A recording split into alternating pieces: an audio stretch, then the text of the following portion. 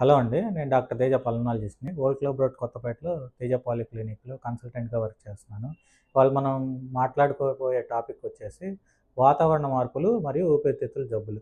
జనరల్‌గా వాతావరణ మార్పులంటే అందరూ చలికాలంలోనే ఆయాసం ఇయి ఎక్కువొస్తాయి అనుకుంటారు. ఎండాకాలంలో గూడా వస్తా ఉంటాయి.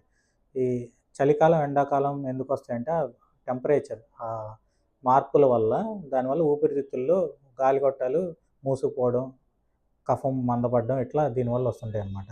ఫర్ ఎగ్జాంపుల్ చల్లగాలి కోల్డ్ అండ్ డ్రై క్లైమేట్స్. చల్లగాలిలో ఏమవుద్దంటే గాలిగొట్టాలు ఎక్కువగా మూసుకుపోతాయి. దానివల్ల ఆయాసం రావడం, పిల్లికూతలు రావడం, దగ్గు రావడం ఇవి జరుగుతూ ఉంటాయన్నమాట. హాట్ అండ్ హ్యూమిడ్ క్లైమేట్స్ అంటే వేడిగా తేమ ఎక్కువగా ఉండే చోట్ల ఏమవుద్దంటే కఫం మా పలచబడకుండా మందంగా తయారవుతది. బయటికి రాదనమాట అంత ఈజీగా. దాంతోపాటు ఈ బయట ఈ ఫంగస్ ఆ హ్యూమిడ్ క్లైమేట్స్‌లో తేమ ఎక్కువ ఉండే టైంలో ఎక్కువ పాలెన్ రిలీజ్ చేస్తాయి. దాని స్పోర్స్ రిలీజ్ చేస్తాయన్నమాట.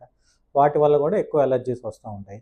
ఇంట్లో కూడా ఆ హ్యూమిడ్ క్లైమేట్స్‌లో ఈ డస్ట్ మైట్స్, ఈ ఇంట్లో ఉండే అలర్జెన్స్ కూడా ఈ తేమ వల్ల అలర్జెనిసిటీ పెరుగుతది. అంటే ఈ అలర్జీ వచ్చే ఛాన్సెస్ ఎక్కువవుతాయన్నమాట. దాంతోపాటు తుఫాన్లు, సడెన్‌గా వెదర్ చేంజెస్, పొద్దున్నే వర్షం పడడం, చల్లగా ఉండడం, మళ్ళీ 2 గంటలాగి టెంపరేచర్ చేంజ్ అవ్వడం. 10-15 డిగ్రీస్ చేంజెస్ అవుతుంటాయి. ఇట్లాంటప్పుడు కూడా ఊపిరితిత్తులు ప్రాబ్లమ్స్ క్రియేట్ అవుతా ఉంటాయన్నమాట. సో, దీన్ని అర్థం చేసుకొని ఆస్తమా గానీ, సిఓపిడి గానీ, మరే ఊపిరితిత్తుల జబ్బులున్నా గానీ కొత్త లక్షణాలు ఏమన్నా వస్తున్నాయా క్లైమేట్ చేంజ్ వల్ల? అది చలికాలం ఒకటే కాదు, ఎండాకాలం కూడా ఆలోచించుకోవాలి. కొత్త లక్షణాలు ఏమన్నా వస్తున్నాయా? ఏమన్నా వస్తుంటే దాన్ని ఏమన్నా రిలీవర్ మెడికేషన్స్ ఏమన్నా వాడుకోవాలా?